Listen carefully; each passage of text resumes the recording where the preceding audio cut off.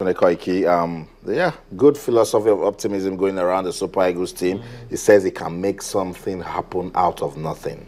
Well, that's all talk. As far as Nigerians are concerned, Nigerians are not happy with Anthony Uja. A lot of people feel that he spurned a golden opportunity at the FIFA Confederation Cup. You guys should move on. Yeah. Nigerians move on. Yes, I'm just saying.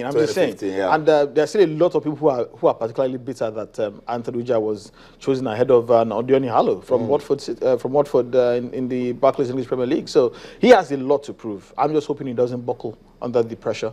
But the truth is, like he said, they've been watching a lot of videos, and it's interesting that you watch a lot of videos because it gives you an idea of the opposition. It gives you an idea of the potential person you'll be facing. That's it. As in my own amateur coaching that I used to do, I used to take my team to watch the opposition. You look at the person, if you're a winger, you look up at the fullback that you're coming up against. You look at his weaknesses. Does he have a good turn of pace? Can he turn properly? Does he like to dive into the tackles? Or does he like to stand on his feet? So those kind of things give you an understanding of who it is that you are meeting. So already in your mind, you're already cooking up ways to go about him.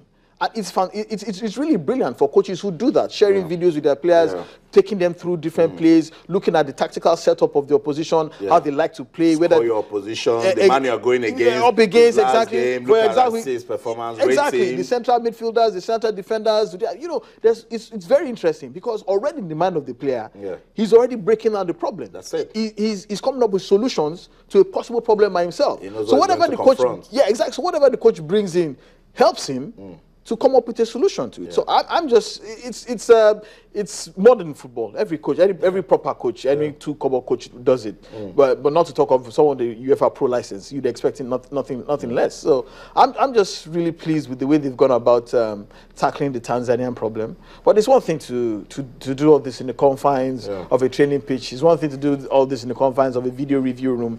When you actually get there on match day, a full stadium, 80,000 fans baying for your blood. Maybe the pitch is wet or too dry. Or there you meet reality. You know, so I'm just hoping that they are psyched up for this. Yeah, sure. They know how important it is for them to actually win that game in Tanzania. I think I totally agree with all what you're saying as regards, you know, evaluating your team, watching the. During the World Cup, I spoke to some players from Bosnia. They said they even watched the Super Eagles down to their club games. Wow. That tells you something. To their club games. That tells you something. That tells you a lot, actually. And, you know, it's interesting because the Tanzanian league is actually on TV. Yeah. So if we wanted, we could have gotten tapes of some of the players, you know. But like I said, Jean-Louis Losquito is probably a secret weapon going to this. He has coached in East Africa. He knows a lot of the players that the Tanzanians will parade in. And that will give us a good idea of what we're going to see. For me, it's particularly interesting, the kind of tactical setup that Sunday Olise will come up with. A lot of people have called for a return back to the 4-4-2 of old. A lot of people have said that we should go to a 4-2-3-1. A lot of people have said Ahmed Musa should stop playing as a winger and not become a striker, which I agree with because I've never seen him cross one ball successfully that's ever. Because the coach but he's actually a good goal scorer. Use your speed, come into the middle, either create a chance or look for the goal. Exactly, and if you see for CSK Moscow, that's what he does. Yeah. He uses his speed to beat the man. He has a good first touch, and he can shoot with both feet. So I think you exploit that than actually expecting him to be a creator in chief. At the World Cup, he was the one taking the corner kicks. I never saw one successful corner kick from Ahmed Musa. That tells you something that he's good for all his good parts. He's deficient. So I'm hoping Sunday Olise recognizes this. A good coach understands the strengths and weaknesses of his team. Every coach will tell you that his team has weaknesses. But it's his job to ensure that the weaknesses are not obvious. And if they're obvious, he has a way of shutting the opposition out. And I'm just hoping that the technical crew, we keep mentioning Sunday Olise, we also must mention Losquito, also must mention Salisu Yusuf, also mention Aloyagu as well. It's a team, and I'm hoping that they've come up with a solution to the Tanzanian problem. Yeah, and most importantly, they say they are building a new team, so let's just wish them all the best. But Sunday, let's set the record straight, because at this time last night, we didn't know the actual reason why Vincent Nyama pulled out of this game, but as it is, word says he lost his mom. That was someone very close to him. Yeah, and that was why yesterday I was saying I wanted to be cautious. That I believe, I don't think he would have. If you remember, I did say here yesterday that we can't jump to conclusions. Something might have happened. That someone of his stature 100 caps, Nigeria's most experienced player. He wouldn't pull out so late in the day for some kind of flimsy reason that something must have happened. And I'm just happy that the FA didn't jump to conclusions and start reeling out bans or suspensions or punitive measures against the player. Now we know what has happened. He has suffered a family bereavement. So we have to come. And that's unplanned for. Nobody plans to die on a certain day. Okay, and it happens the way it does happen. We now have to commiserate with him, show him support. That's it. This is when he needs our support the most. It is all good when a player is winning and he's doing well, but what they say about it, you know your true friends in your moments of adversity, those who stand by you. And this is the time for Nigerians to stand by our most capped player, the captain of our national team, and in his moment of need. That's it. So for Vincent Iyama and his family, our prayers are with you at this moment. Vincent Iyama, captain of the Super Eagles of Nigeria, want to commiserate with you. Let's squash every talk of his running away from the team, trying to bring back talks of the problems he has with the NFF. Nothing like that. Vincent Iyama needs us now, because even if he doesn't come out to say it, he's not going to give his 100%. The guy is troubled, he's worried. So that's it. We're setting the record straight as regards why Vincent Iyama pulled out of the game between Nigeria and Tanzania. Let's leave the Super Eagles now. Talk about women's football in Nigeria. The Nigeria Women Premier League rescheduled matches and the results on your screen. Anthony, want to run us through it? Yeah, Rivers Angels defeated Sunshine Queens 2-0. Capital City Doves lost by 1-3 to Nasarawa Amazons. Belsa Queens also hammered Delta Queens 4-1.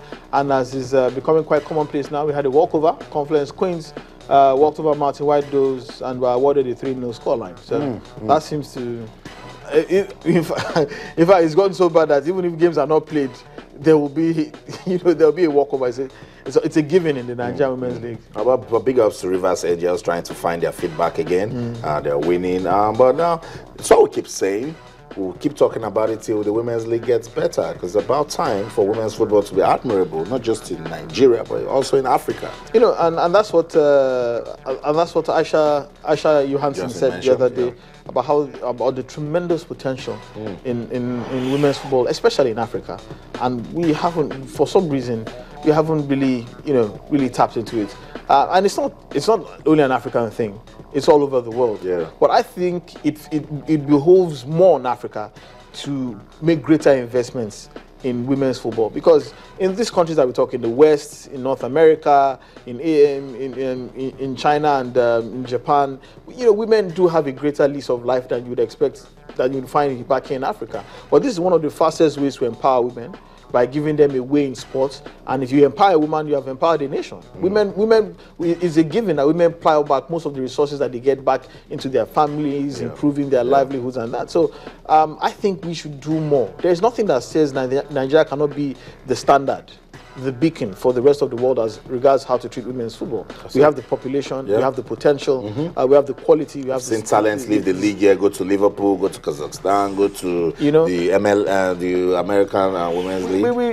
We just pay lip service to it, and for me, there has to be concerted government effort. This has gone beyond what the FA can do. There has to be some kind of legislation enacted to ensure that companies who plow some of their resources into sponsoring female or women's events, women's sporting events. It doesn't necessarily have to be football. It could be basketball, it could be athletics. Women's events, would receive some kind of tax relief or something. And that's the only way we can grow, because women's sports needs tremendous amount of help than you get from the men. The men will more or less sell itself. If you have a good product, you will still find people competitive. It's competitive, exactly. Like forever. But the women do need a tremendous amount of support, and if that happens, that can go a long way in helping to solve a lot of socio-economic problems that we have. I totally agree with you, Tunde. Let's take this message on Twitter. Ekengba Jude Kelechi says, I can't wait to see Carl Ikeme in goal for Nigeria. I commiserate with Vincent Iyama also. I'm looking forward to seeing Carl Ikeme, 29,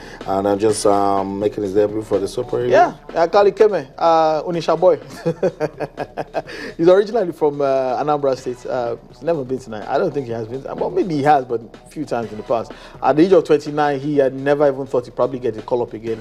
And he's just loving the moment. And if he gets the call call up, I'm sure he'll do his family and his nation proud. I like this one, Tunde. It's from Olebi at Olebi777 on Twitter. It says nobody should use this absence of Vincent Enyama to warm up another war between the Nigeria Football Federation, coaches, and the Eagles. And you know, we mentioned that too. So it's important that there's no trouble, there's no problem. Vincent Enyama is not just in the right frame of mind to play football. And let's just leave it at that. I agree.